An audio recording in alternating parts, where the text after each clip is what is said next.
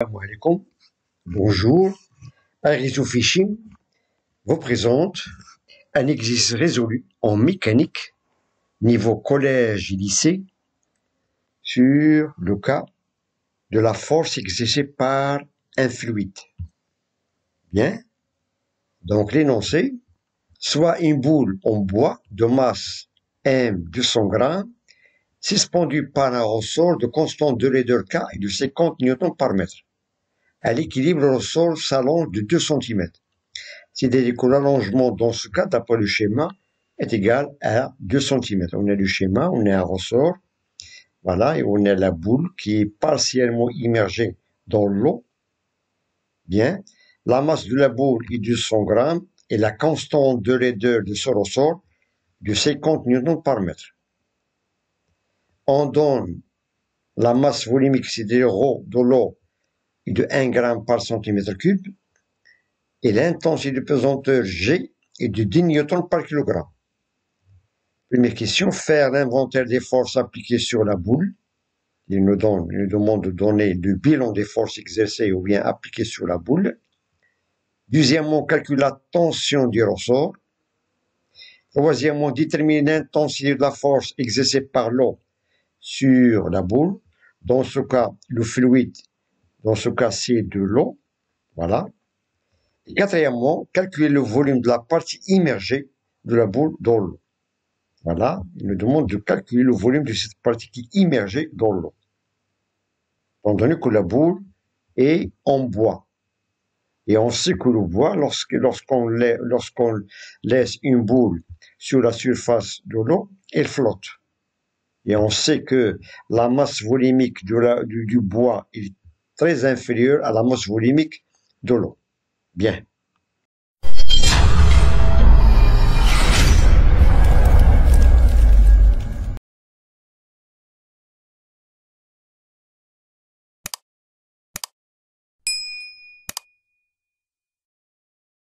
On a ici 4 questions et on va essayer de répondre une après l'autre.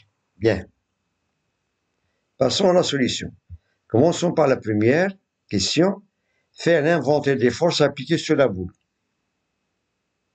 Donc un peu de réflexion. Donc il nous demande dans ce cas de donner le bilan des forces. On a ici la boule est suspendue par un ressort à ce point. Il touche la surface de l'eau.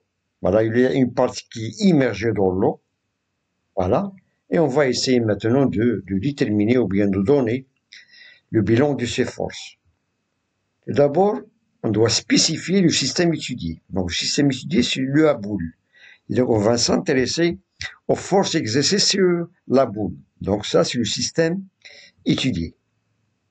Donc, la première force, on a ici un contact entre le ressort et la boule. Donc, c'est là, on peut la symboliser avec le vecteur T, c'est-à-dire la tension. C'est la tension du ressort. C'est-à-dire que le ressort, il exerce une force de contact localisée à ce point, voilà, qu'on peut la nommer, c'est la tension. Pourquoi? Parce que le ressort, il est sous tension. Bien. La deuxième force, c'est la force exercée par l'eau, qu'on appelle la poussée d'Archimède. Donc l'eau, il est en contact, c'est une force de contact, donc il est réparti. Par contre, la force exercée par le ressort qu'on appelle la tension, c'est une force de contact qui est localisée, parce que la surface de contact entre le ressort et la boule est petite. Par contre, la surface de contact entre la partie immergée de la boule et l'eau, elle est un peu grande. Donc c'est pour cela qu'on peut la nommer, c'est une force qui est répartie de contact. Et la troisième force, c'est le poids de la boule. Donc le poids de la boule, c'est la force exercée par la Terre, c'est une force à distance qui est répartie. Toujours les forces à distance sont toujours réparties. Par contre, les forces de contact, ils peuvent être soit localisées ou bien réparties. Donc, d'après la première question, le bilan de ces forces, donc la boule est soumise à 3 forces. Il y a 2 forces de contact et une force à distance. Bien. Maintenant, à la question suivante, question 2. Calculer la tension du ressort, c'est-à-dire l'intensité de la force exercée par le ressort sur la boule. Qu'on peut la nommer, c'est la tension, on a symbolisé avec le vecteur T. Bien. Donc, calcul de la tension du ressort. Et on applique la relation suivante qui dit que T, c'est-à-dire la tension, est égale à K fois delta de L. Sachant que la force exercée par le ressort est proportionnelle à l'allongement. Donc, on peut symboliser l'allongement soit par delta de L ou bien par petit a. Donc, on a, d'après l'ancien, on a tout. On a la constante de laideur, je disais 50 newtons par mètre, et on a l'allongement de valeur 2 cm. Mais il faut faire attention aux unités. On a ici la constante de laideur est exprimée au système international en newtons par mètre. Par contre, ici, l'allongement en centimètres. On doit la convertir en mètres. Donc, on passe à l'application numérique. On a ici T est égal à K. K, c'est 50, voilà. Et delta de S, c'est 2 cm. Donc, il suffit de la multiplier par 10 plus moins 2 pour avoir 0,02 mètres. Et on trouve finalement que la tension du ressort, dans ce cas, c'est-à-dire l'intensité de la force exercée par le ressort, est de valeur 1 newton. Voilà, est égal à 50 fois 2, ça fait 100 fois 10 puissance moins 2 est égal à 1 newton. Passons maintenant à la question suivante, question 3. Donc, déterminer l'intensité de la force exercée par l'eau sur la boule. Donc, cette force, on peut la nommer, c'est la poussée d'Archimède qui est exercée par ce fluide qui est l'eau sur la boule. Donc, calcul de l'intensité de F, c'est la force exercée par l'eau. Donc, on peut constater que on a ici, j'ai représenté ces trois forces d'après le bilan. On a la force exercée par le ressort, c'est la tension, voilà. Son point de contact sur le point, voilà, ou bien le point d'application sur le point de contact entre le ressort et la boule. Voilà, c'est une force localisée. Et on a P, c'est une force à distance exercée au centre de gravité de la boule tout entière. Par contre, la force exercée par l'eau, c'est la poussée d'Archimède, il a un point d'application sur le centre de symétrie de la partie immergée. Donc, à ce point. Bien. Étant donné que la boule, elle est immergée partiellement dans l'eau. Donc, pour calculer cette intensité, d'après les questions précédentes, on connaît tout simplement la tension. Bien. Et on peut calculer de même P.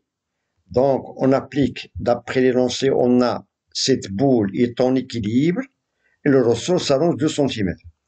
Donc, on applique la loi d'équilibre qui dit que la somme vectorielle de ces trois forces est égale au vecteur nul. Lorsqu'on a un corps soumis sous l'action de trois forces et est en équilibre, la somme vectorielle de ces trois forces est égale au vecteur nul et de même que le polygone des forces est fermé.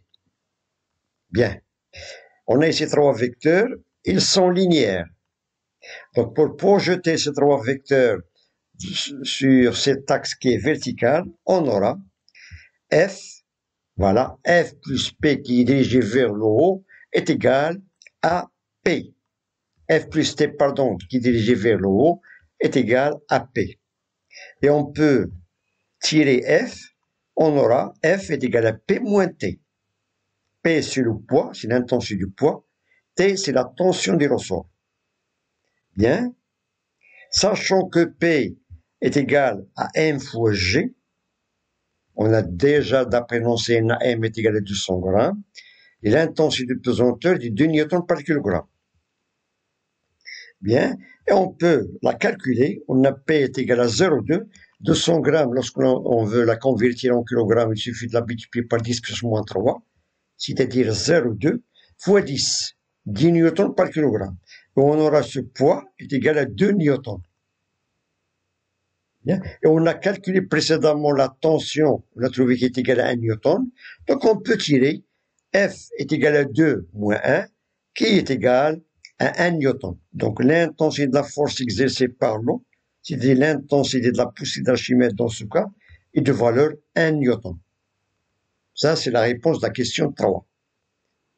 Il nous reste maintenant la dernière question, question 4. Maintenant, il nous demande de calculer le volume de la partie immergée de la boule dans l'eau. Donc, il nous demande de calculer le volume de cette partie qui est émergée, d'après le schéma. Bien. Donc, pour calculer le volume de cette partie, on fait appel à la relation de la poussée d'Archimède. Donc, calcul du volume de la poussée de la partie immergée, on applique la relation, on a F, ainsi que l'intensité de la force de la poussée d'Archimède est égale à la masse volumique du fluide, c'est-à-dire l'eau, fois le volume de la partie immergée, qu'on peut la symboliser avec V', fois G, c'est l'intensité de pesanteur. Et on peut tirer maintenant, voilà, ce volume V' d'après cette relation, et on aura V' est égal à F sur ρ fois G. V', c'est l'inconnu, c'est-à-dire le volume de la partie immergée, est égal à l'intensité de la force exercée par l'eau sur la masse volumique de l'eau, du fluide bien sûr, fois l'intensité de pesanteur. Voilà, application numérique. On a V', F, est égal à 1 newton qu'on a calculé d'après la question 3.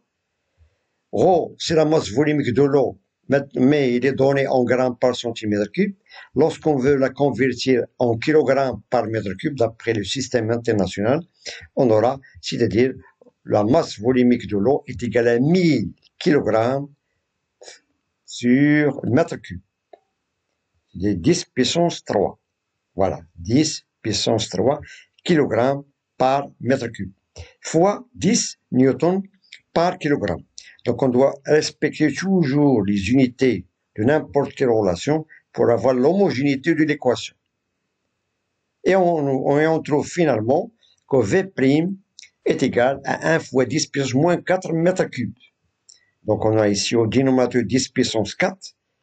Voilà, au numérateur devient 10 puissance moins 4.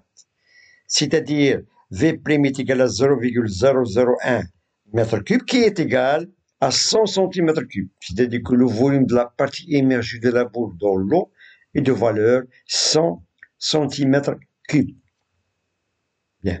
Ça, c'est la dernière question, question 4. On a trouvé le volume de la partie émergée. Donc, je vous remercie de votre attention. Bon courage et à très bientôt.